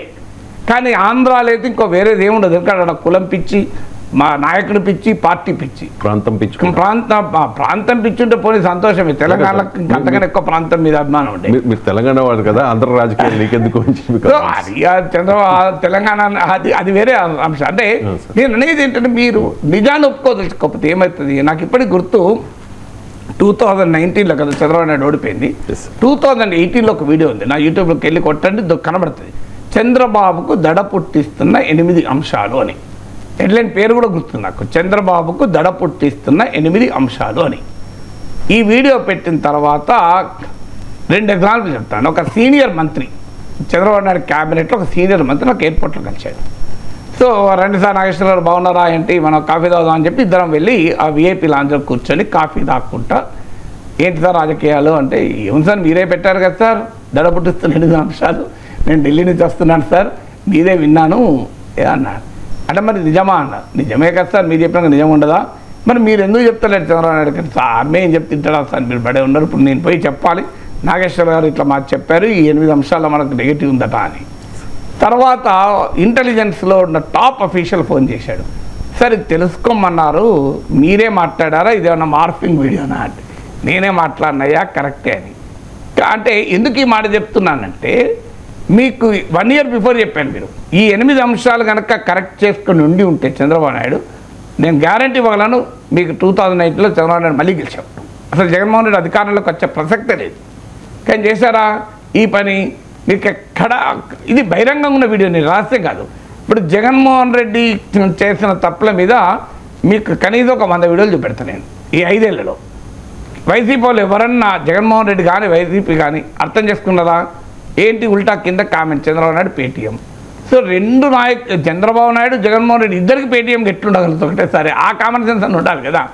కానీ మమ్మల్ని ప్రశ్నిస్తే మేము ఉతికారేస్తాం. అరే ఏమవుతుంది, మీకే నష్టం, మాకు వ్యూవర్షిప్ పెరుగుతుంది, మీకేమవుతుంది, రేపు అధికారం పోతుంది. ఇప్పుడు ఉదాహరణకు చంద్రబాబు నాయుడు ప్రభుత్వం పైన రేవంత్ రెడ్డి ప్రభుత్వం పైన ఇంకా ప్రజలు ఇలా అనుకుంటున్నారు, మాకేంటి మాకేం కోరికలు లేవు, పదవులు ఆశ లేదు, అవసరాలు లేవు, ఇంకేమున్నది, బహిరంగంగా బాబు ప్రజలు ఇలా అనుకుంటున్నారు ఈ అంశం పైన అని చెప్పాను అనుకోండి, ఇమీడియట్గా మీరు చేయాల్సిన పని ఏంటి, సార్ మరి ఇది నిజమా, ప్రజలు ఆ ఫీడ్బ్యాక్ ఉందా అని.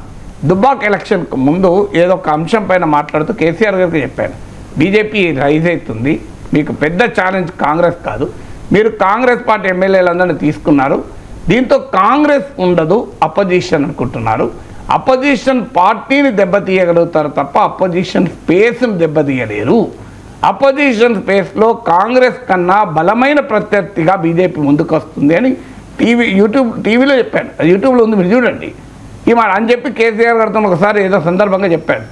ప్రొఫెసర్ గారు మీరు బడ చెప్తారండి, బీజేపీ ఏముందండి, బీజేపీకి ఎక్కడ ఉంది అన్నాడు. ఇది అన్నారు 3 నెలల్లో దుబ్బాకలో ఓడిపోయారు, 3 నెలలు. మరి ఎట్లా ఓడిపోయారు, బీజేపీ ఏం లేకపోతే అంటే కేసీఆర్ కన్నా నాకు ఎక్కువ రాజకీయ పరిజ్ఞానం ఉందా, లేదు. కేసీఆర్ కన్నా నాకు నాలెడ్జ్ ఉందా పాలిటిక్స్ పైన, ఫీడ్బ్యాక్ లేదు. కానీ మరి నేను ఎలా చెప్పగలిగాను, కేసీఆర్ ఎలా చూడలేకపోయాడంటే కేసీఆర్కు చుట్టూ చేరిన వాళ్ళు ఆయనకు గొప్పగా చెప్పేవాళ్ళే తప్ప ప్రశ్నించే వాళ్ళు విమర్శించే చెప్పారు. ఎందుకంటే వాళ్ళ పనులు ఉంటాయి, ఆయనతో పదవులు అవసరం ఉంటుంది. నాలాంటికి పదవి అవసరం లేదు కనుక పని ఏం లేదు కనుక ఓపెన్ చెప్పిన. ఇప్పుడు చంద్రబాబు నాయుడు కన్నా ఎక్కువ నాకు రాజకీయ పరిజ్ఞానం ఉంటుందా, ఇంపాసిబుల్ కదా. చంద్రబాబు నాయుడుతో పోలిస్తే నేనెంత, ఆయన 40 ఏళ్ళుగా రాజకీయాలు చేసిన వాడు, జాతీయ రాజకీయాల్లో చక్రం తిప్పినవారు. చంద్రబాబు నాయుడుకు తెలియకుండా నాకు వెళ్తుందా, ఇంపాసిబుల్. కానీ మరి నేను చెప్పగలిగిన నేను దడపుట్టిస్తున్నాను 8 అంశాలని. చంద్రబాబు నాయుడు ఎందుకు గుర్తించలేకపోయాడు, కారణం ఏంటి, కారణం ఒకటే, చంద్రబాబు నాయుడుకు తెలియక కాదు, నాగేశ్వర్ తెలుసు కాదు, నాకన్నా 100 రెట్లు చంద్రబాబు నాయుడు కానీ, కేసీఆర్ కానీ, రేవంత్ రెడ్డికి కానీ రాజకీయ పరిజ్ఞానం జగన్మోహన్ రెడ్డి కానీ ఉంటుంది. ఎందుకంటే వాళ్ళకోమో పెద్ద యంత్రాంగం కదా, రాజకీయ పార్టీ, ప్రభుత్వము, ఇంటెలిజెన్స్ మామూలుగా ఉంటుందా. కానీ వాళ్ళు ఎందుకు చూడలేరు, బయటోడు ఎందుకు చూడగలుగుతారంటే, మీరు చెస్ ఆడుతున్నప్పుడు పక్కన కూర్చోండి, చెస్లో ఆడేవాడికన్నా బయట ఉన్నోడికి ఐడియాస్ ఎక్కువ వస్తుంటాయి, మామూలు ఐడియాస్. అమ్మ ఇట్లేస్తే అట్లా బాగుండని. ఎందుకు ప్యాక ఆడుతుంటాడు పక్కన కూర్చోండి, బయటోడే ఎక్కువ సలహాలు ఇస్తుంటాడు. కారణం ఏంటంటే మనం బయట ఉన్నప్పుడు మన వ్యూయర్లో ఇండిపెండెంట్ అబ్జర్వర్, మనం చెప్పేవాడు కూడా ఇండిపెండెంట్ ఫీడ్బ్యాక్ ఇస్తాడు. ఇప్పుడు మీరు అలా ఇప్పుడు నేనున్నాను అనుకోండి, మీరు కెమెరామెన్ నా వీడియోలు ఎలా ఉన్నాయండి, నా విశ్లేషణ అంటే చాలా బాగుంది సార్, మీ విశ్లేషణకి ఏమున్నది సార్, మిమ్మల్ని మించినోడు ఉన్నాడు ఆ సార్ అంటాడు, అవునా కదా. నా ముందట మీది బాగాలేదని అంటాడా, అంటే రేపు నేను ఎక్కడ వాళ్ళ ఎండితో చెప్తున్నాను భయపడతాడు. కానీ వేరే వాళ్ళు అడిగారు అనుకోండి, మీ దగ్గర రోజు నాగేశ్వర్ గారు వస్తారు కదా, ఎలా మాట్లాడతారంటే ఆయన విశ్లేషణ అండి బోరింగ్గా ఉంటుందండి అంటాడు, బోరింగ్ ఉంటే. ఎందుకంటే అక్కడ ఆయనకి ఫియర్ లేదు, ఇక్కడ ఫియర్ ఉంది. నేను అడిగితే చెప్పడు, ఎందుకు చెప్పడు, మళ్ళీ నేను ఆయన మీద ఎండి కంప్లైంట్ చేస్తేనేమో, లేదు వేరే అది గుర్తుపెట్టుకొని వేరే రకంగా అంటానేమో అని భయపడతాడు, బయట అడుగుతూ చెప్తాడు. అందుకే నీకు నా దగ్గర సమాచారం ఉండదు నా గురించి, బయట దగ్గర సమాచారం ఉంటుంది. ఇది కామన్ సెన్స్ అండి. అందుకే కౌటిల్యుడు చెప్పాడు, చుట్టూ విమర్శకులను పెట్టుకున్న రాజు సక్సెస్ అవుతారని. నిజంగా పొలిటీషియన్లు కనుక ఆ కౌటిల్యుడు చెప్పిన ఈ బేసిక్ ప్రిన్సిపల్ ఒప్పుకుంటే, గుర్తిస్తే బ్రహ్మాండంగా 5 ఏళ్ళు కాదు 20 ఏళ్ళు 30 ఏళ్ళ అధికారంలో ఉంటాడు. Just they should listen to independent voices. కానీ ఇండిపెండెంట్ వాయిస్ అటాక్ చేస్తాం, ఇండిపెండెంట్ వాయిసెస్ కూడా తీసుకుపోయి ప్రత్యర్థి కోటాలు వేస్తాం, చంపుతాం, కొడతాం, తంతాం. మా మీద మాట్లాడితే కొట్టండి, చంపండి అనండి, ఏమవుతుంది, మీరే ఓడిపోతారు కదా. లాస్ట్ జరిగేది మీరు ఓడిపోతారు, మమ్మల్ని కొట్టలేరు, చంపలేరు, కేసులు పెట్టలేరు, ఏమీ చేయలేరు. ఎందుకంటే మా జీవితంలో ఏ తప్పు చేయలేదు కనుక. ఏ తప్పు చేయకుండా నెలలో 2 కోట్ల మంది ప్రజల్ని చూస్తున్నారు, మరి నన్నేం చేయగలుగుతారు వీరు. కానీ మీరే ఓడిపోతారు. ఇది నేను అనుభవంతో చెప్తున్నా. ఇప్పుడు అల్టిమేట్గా అప్పుడు బీజేపీని ప్రశ్నిస్తూ చాలా వీడియోలో మాట్లాడాను. బీజేపీ వాళ్ళు వీడు కాంగ్రెస్, వీడు కమ్యూనిస్టు, వీడు చైనేశ్వర్, వీడు పాకిస్తాన్ ఏజెంటు, వీడు హిందూ వ్యతిరేకని బండబూతులు తిట్టారు. ఏమైంది నాకు, నా ఛానల్ 10 లక్షలు దాటిపోయింది సబ్స్క్రైబర్లు. నరేంద్ర మోడీ బలం 303 నుంచి 240 పడిపోయింది. నాకేమైనా అయిందా, నాకేం కాలేదు, నేను పాపులర్ అయినా. ఇంకా నాకేం నష్టం ఉండదు, మీరు అర్థం చేసుకుని మీకు నష్టం ఉంటుంది. ఎందుకు ఈ మాట చెప్తా అంటే 30 ఏళ్ళు ఉంటా, 30 ఏళ్ళు అధికారంలో ఉండాలని కోరుకునే వ్యక్తి చుట్టూ వందిమాగదులు పెట్టుకోకూడదు, చుట్టూ జయహో అని చెప్పేటోడు కాదు. ఏముంది సార్, ఎక్కడ చూసినా జగన్ అంటున్నారు, చంద్రబాబు నాయుడు పాపులారిటీ లేదు, సూపర్ 6 అమలు కాలేదు, జగన్ ఉంటే మాకు అమ్మకోడు వచ్చేది, జగన్ ఉంటే రైతు భరోసా వచ్చేది, అసలు జగన్ ఉన్నప్పుడు స్వర్ణయుగం ఎంత బాగుండేది సార్ మా జీవితాలు అంటున్నారు అంటే అట్టున్నాం. అలా ఏమన్నారు గతంలో మీరు ఒకటి చెప్పారు సార్. అది నేను ముందే చెప్పాను కదా, అలాగే ఉంటుంది. లేదు సార్ అసలు అంటే ఒక 6 నెలలు ఆగండి, ఇంకా 6 నెలలు సార్ అసలు ఇప్పుడే ఉన్నారు సార్, ఇప్పుడే మీరు పవర్లో ఇట్లా చెప్పేటోడు పక్కన కూర్చుంటాడు. గతంలో మీరు ఒకటి చెప్పారు సార్, వైఎస్ఆర్ గారు కారు డ్రైవర్తో మాట్లాడేవారు, ఎలా ఉంది మా పాలన అని. ఎగ్జాక్ట్లీ అనుమానం నిజమే. అది రాజశేఖర రెడ్డి సంక్షేమ పథకాలు వేయాలన్నా కూడా కారు డ్రైవర్తో కూడా అరే నీకేమున్నది కష్టం ఏమనుకుంటున్నారని మాట్లాడేవాళ్ళు. రాజశేఖర రెడ్డి ఎందుకంత సక్సెస్ అయ్యాడంటే కారణం అది యూస్ టు యాక్సెప్ట్ ఇట్. ఇప్పుడు నాకు అనేక సార్లు నా కౌన్సిల్లో చెప్పాడు, నాతో కనీసం 4-5 సార్లు చెప్పాడు, మీరు బాగా మాట్లాడారండి పలానా అంశం అనేవాడిని అనేవాడు. ఎమ్మెల్యే ప్రొఫెసర్ గారు అనేవాడు నన్ను ఎప్పుడు, ప్రొఫెసర్ గారు చాలా బాగా విశ్లేషించారన్నాడు ఒకసారి. నేను అన్న ఆయన పొగిడే అనుకున్నాను. ఏ అంశం పైన అంటే ఆయన విమర్శించిన అంశంపై చెప్పాడు. రియల్ నా అనుభవం మీరు ఇప్పుడు గుర్తు చేశారు కనుక చాలా కౌన్సిల్లో కలిశాడు. ప్రొఫెసర్ గారు చాలా బాగా మాట్లాడారండి అన్నాడు. అంటే ఏ అంశం పైన అన్నా నేను అంటే నేనేమనుకున్నా అంటే రాజశేఖర రెడ్డిని సమర్థిస్తూ మాట్లాడిన అంశం కావచ్చు అనుకుంటాను కదా. అందులో రాజశేఖర రెడ్డి ప్రభుత్వం ఇంకో ఈ విషయంలో తప్పు చేస్తున్నా, కరెక్ట్ టాపిక్ గుర్తులేదు అని టీవీలో, అప్పటికి యూట్యూబ్ లేదు కనుక నాకు అసలు ఇప్పుడు అవైలబుల్ లేవు, టీవీలో మిమ్మల్ని చూశాను చాలా బాగా మాట్లాడారు అన్నాడు. ఏ టాపిక్ అంటే అంత ముందు రోజు నేను నైట్ మాట్లాడింది అన్నాడు. నైట్ దేని మీద మాట్లాడినా ఏదో అంశం పైన రాజశేఖర రెడ్డి ప్రభుత్వ తప్పుల్ని ఏకిపడేసిన దాన్ని రాజశేఖర రెడ్డి చాలా బాగా మాట్లాడింది అన్నాడు. అందుకే సక్సెస్ అయ్యాడు. 2009 కూడా మళ్ళీ గెలిచాడు. కూటమి చంద్రబాబు నాయుడు, వామపక్షాలు, టీఆర్ఎస్ అందరు కూటమి కట్టిన ఎందుకు గెలిచాడు జగన్ రాజశేఖర రెడ్డి?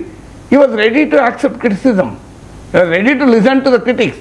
సో ఓ రోజైతే నాకు ఇప్పటికి గుర్తు, ఆయన కౌన్సిల్కి వచ్చాడు, ఏదో అంశం మీద మేము వెళ్తాం రిప్రజెంటేషన్, చుట్టూ మా ఎమ్మెల్సీలు అంతా ఉన్నారు. సో ఏంటి ప్రొఫెసర్ గారు ఏంటి విషయాలు ఏమనుతుంది అన్నాడు. అంటే నేను ఏమన్నా సార్ మీరే చెప్పాలి అన్న, ఏమనుకుంటున్నారో మా గురించి అన్నాడు.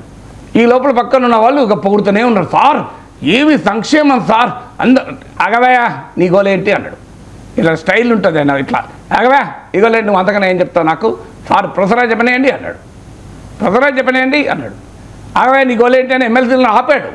ఎందుకంటే మీరు ఇంతే చెప్తారు నాకు తెలుసు అంటారు. ఆయన తెలుసు రాజశేఖర్, వాళ్ళకి మంత్రి పదవి కావాలి, కార్పొరేషన్ చైర్మన్ కావాలి, నాకేం అవసరం లేదు కదా అంటే నేను అన్న లేదు, ఇంకో దీనిపైన ఇలా ఉంది దీనిపైన అలా ఉంది అంటే ఆ తర్వాత నేనుండగానే అన్నాడు, వాళ్ళు చెప్పింది మనం వినాలి, మనం నిజమో కాదో వెరిఫై చేసుకోవాలి, నిజమైతే మార్చుకోవాలి, ఒకవేళ నిజం కాకపోతే వదిలేయాలి అన్నాడు. వదిలేయాలి కావాలంటే చెప్పాలి ప్రొఫెసర్ గారు లేదు ఇలా ఉంది అని. కానీ మనం వినడానికే రెడీగా లేకపోతే మార్చుకోవడానికి ఎప్పుడు రెడీగా ఉంటామండి అన్నాడు. ఇదే మాట అన్నారు. అప్పుడు నాకు గుర్తు కొంతమంది ఎమ్మెల్సీలు ఉండే చుట్టూ వాళ్ళు ముందంటే అన్నాడు. That is how the thing is అండి. నాకు ఇప్పటికి గుర్తు, బడ్జెట్ డాక్యుమెంట్లో ఒక రకంగా, గవర్నర్ ప్రసంగాలు ఇంకో రకంగా, ఎకనామిక్స్ ఇంకో రకంగా డేటా ఉండే. నాకు రైజ్ చేశాను నేను కౌన్సిల్లో, రైజ్ చేస్తే రోషే గారు డిఫెండ్ చేశారు. తర్వాత నేను గట్టిగా అన్నాను తప్పండి మీరు డిఫెండ్ చేయకూడదు అని. తర్వాత అధికారులతో మాట్లాడి కౌన్సిల్కి వచ్చి నాగేశ్వర గారు చెప్పింది నిజం, ఈ డేటాలో తప్పుంది, మేము సరి చేసుకుంటున్నామని చెప్పి రోషే గారు నా సీటు వెనకాల సీటు ఉంటుంది, సో అక్కడికి వచ్చి కూర్చొని నాగేశ్వర గారు మా ఆఫీసర్లు ఏమన్నారో తెలుసా అన్నాడు. ఏమన్నారండి అన్న, ఏముంది సార్ మాదే రైట్ అని చెప్పి దబాయిస్తే అయిపోతుంది, మీరు దాన్ని పెళ్ళి మళ్ళీ మాది తప్పైంది అని మీ స్థాయిలో ఒప్పుకునేందండి అన్నారు. ఆయన అన్నాడు, నేను చెప్పాను వాళ్ళకు దబాయించడం వల్ల కాదు, తప్పని ఒప్పుకోవడం వల్ల మన పట్ల గౌరవం పెరుగుతుంది. అది కూడా చెప్పింది ఎవరు, మన అపోజిషన్ వాడు కాదు కదా, ప్రొఫెసర్గా చెప్పారు, ఆయన మనకు పొలిటికల్ అపోనెంట్ కాదు, ఆయన చెప్పింది ఒప్పుకుంటే ప్రజలేమి మనకు నెగిటివ్గా రియాక్ట్ కారయ్యా, అలాంటి వాళ్ళు చెప్పింది మనం ఒప్పుకోవాలయ్యా అని చెప్పాను నేను చెప్పి రోషే గారు నా దగ్గర కూర్చొని చెప్పాడు. కమలాకరన్ ఎమ్మెల్సీ కూడా ఉండే అప్పుడు, కాంగ్రెస్ సీనియర్ నాయకుడు, ఆయనకు కూడా తెలిసింది. సో అందువల్ల that is how the leadership is అండి. లీడర్షిప్ అనే వ్యక్తి తన పైన విమర్శల్ని స్వీకరించడానికి తాను సిద్ధంగా ఉండాలి, తన పార్టీని సిద్ధంగా చేయాలి, తానే కాదు పార్టీని కూడా సిద్ధంగా చేయాలి. పార్టీ కూడా సిద్ధమైనప్పుడు మాత్రమే. ఇప్పుడు అది ఎక్కడుంది, నా మీద మీరు ఒక్క మాట మమ్మల్ని తప్పు పడితే ఉతుకుతాం, అదే కాదు తప్పు అవసరం లేదు, మమ్మల్ని పొగడాలంతే, మమ్మల్ని పొగడకపోతే మిమ్మల్ని అటాక్ చేస్తాం. దీనివల్ల ఏమవుతుంది, ఏమీ కాదు, 5 ఏళ్ల తర్వాత ప్రజలు తీర్పులు చెప్తారు.